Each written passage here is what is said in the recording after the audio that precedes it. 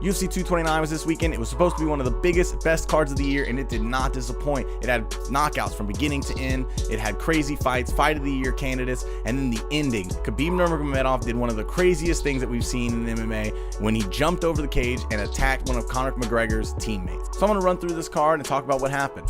First off, you had Ryan LaFlare versus Tony Martin. Tony Martin had great jiu-jitsu, and I picked Ryan LaFlare to win because I thought maybe Ryan LaFlare's jiu-jitsu defense would have been enough. He fought Demian Maia before. I thought maybe there's no way he would have been submitted, and he wasn't. He got Tony Martin early, got a really good Kimura on him. It was Ryan LaFlare ended up getting out of it, and then at the end, Tony Martin landed a head kick. Ryan LaFlare just ducked right into it. Next up, you had Nick Lentz versus Gray Maynard. Gray Maynard, definitely time to retire. Nick Lentz looked phenomenal. He had great output, just a bat out of hell. Came flying forward, using all kinds of strikes, tearing it to the body, the head. He did that crazy head kick, knocked him down, followed up with punches. Nick Lentz, just an animal. Then you had Lena Landsberg versus Yana Kunitskaya.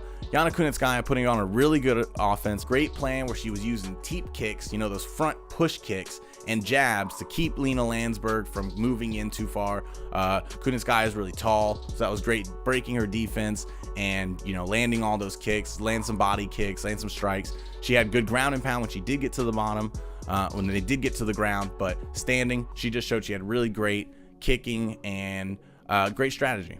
So good win for Yana Kunitskaya, got the decision. Then it came to Scott Holtzman versus Alan Patrick.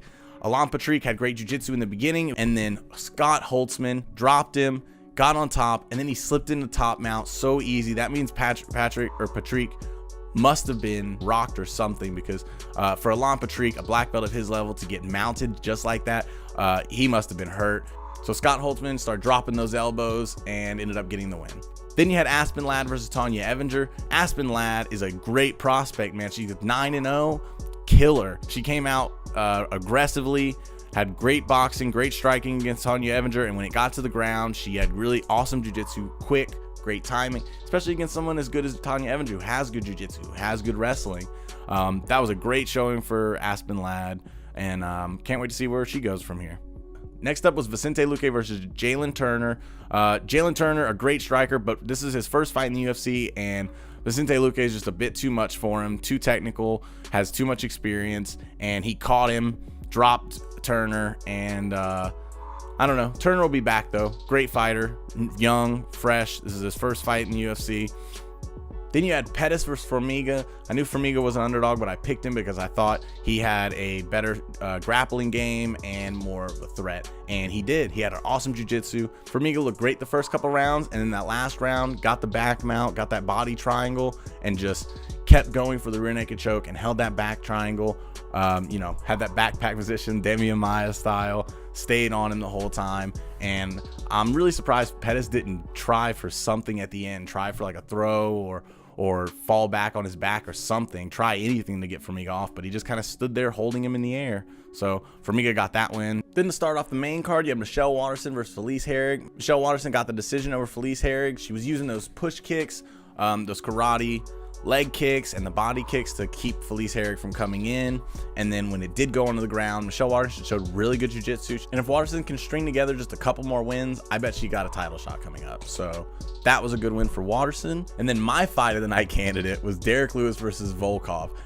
Lewis was losing for the first couple rounds. He get kicked to the body where I really thought it was over. A couple times Volkov landed a good jab where Lewis would kind of double over and it looked like he was gonna just fall over, and then he just swing some giant right hand, drop Volkov, and then it'd be right back, really weird, back and forth. Volkov kept the distance, and when he was doing that, it was fine. When he was using leg kicks, when he was using his jab, it was great. But pretty much any punch that Derrick Lewis throws is gonna put somebody out. So Volkov even got hit with one of them and spit his mouthpiece out, and I don't even think he knows it was his mouthpiece because he tried handing it to Herb Dean, then he tried handing it to Derrick Lewis. So every single punch Derrick throws hurts. And then right with 11 seconds left, Derrick Lewis pulls out a crazy come from behind KO, just swinging that overhand right when he got kind of pushed against the cage. And Derrick Lewis gave one of the most legendary post-fight speeches I've ever heard. Why'd you take your pants off? My balls was hot. I understand. I told them boys, I got nothing but heart. You know, they keep underestimating me. I ain't all that technical and all that, but I'm getting there.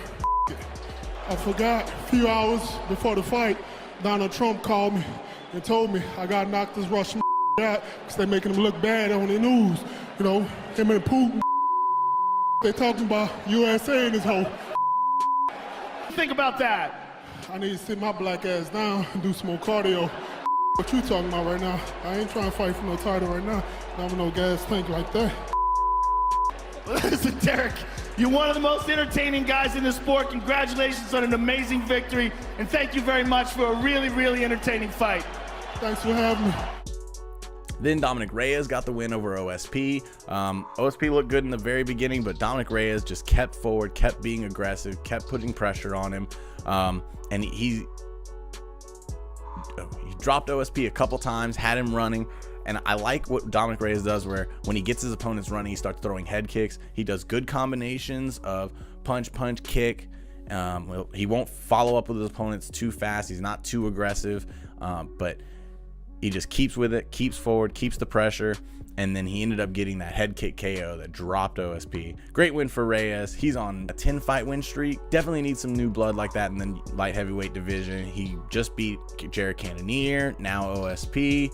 I don't know who's next. I mean, if they end up having DC versus Gustafsson, maybe you could have him fight Gustafsson, but great win for Dominic Reyes. Then fight of the night, co-main event, Tony Ferguson versus Anthony Pettis.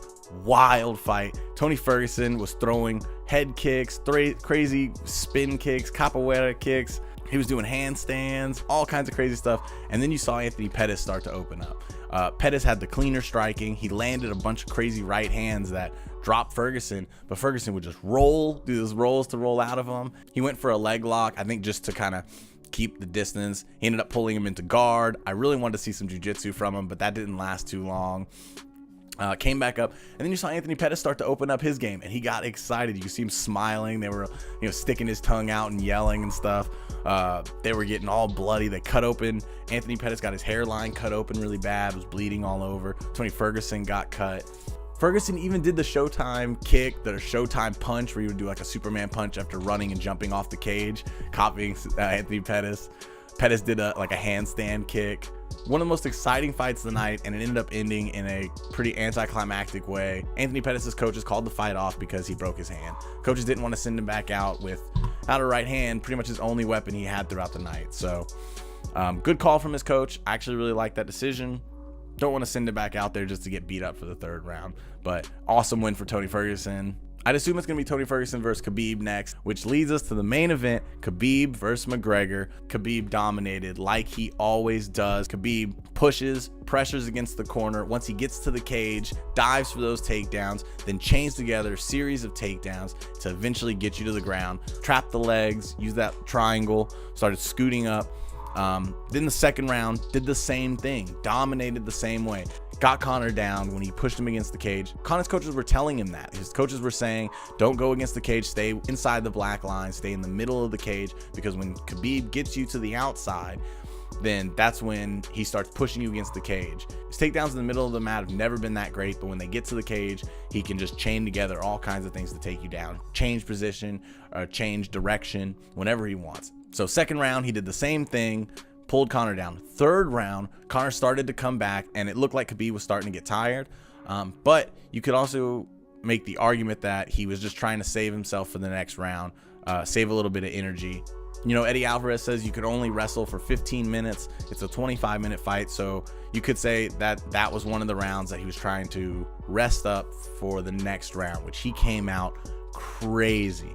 Pushed Conor against the cage, pulled him to the ground, started beating on him, got top mount, ended up getting the rear naked choke. So a great win for Khabib, and then he runs over to Conor's corner, starts yelling, talking shit to Dylan Dennis, Conor's training partner, and then jumps over the cage, dives down, and starts attacking people.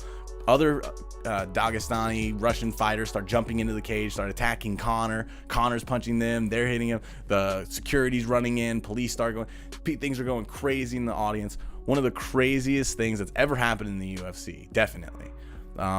So I don't know what's gonna happen. They said they're holding Khabib's paycheck until they sort all this out. Conor's been paid because they've, I guess, determined that Conor didn't do anything wrong. So I don't know what they're gonna do. I honestly don't think they're gonna do that much to Khabib. They didn't do anything to Conor for throwing a dolly at a bus. They didn't do anything for him jumping over the cage at a Bellator event and pushing and slapping Mark Goddard. I don't think they're going to do anything to Khabib. Maybe there's a fine, but the Nevada State Athletic Commission, I don't see doing anything. I don't see the UFC doing much. What's next for Khabib? I want to see Khabib fight Tony Ferguson. What's next for Conor? I don't know. We could see Conor fight Nate Diaz, who fights in a few weeks at UFC 230. So that's my recap of UFC 229. Please like, share, subscribe to this video, to my Facebook page. Follow me on Instagram at MMA Undercard. Thanks.